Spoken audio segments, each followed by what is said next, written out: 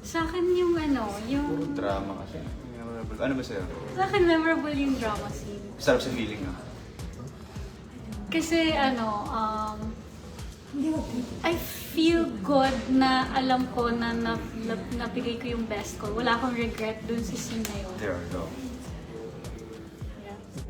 Hindi, tsaka ang ganda ng butuan natin doon. Ganda ng shots, lahat. Kaya sobrang I feel good. Memorable. Favorite, memorable para sa akin yun.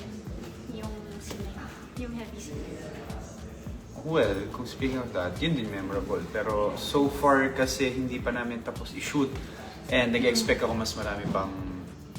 Mas magiging mas memorable. Yes, mas maraming magiging memorable. Yun. Last What I meant. question po. Jerome, do you still want to have more projects with Krisha? Oo naman, syempre naman. Lalo na ngayon. Syempre. Hindi, pero sobrang thankful ako sa kanya kapag halimbawa pagkatapos ng mga crying scenes, tapos nagagawa ko talaga yung kailangan ibigay emotion.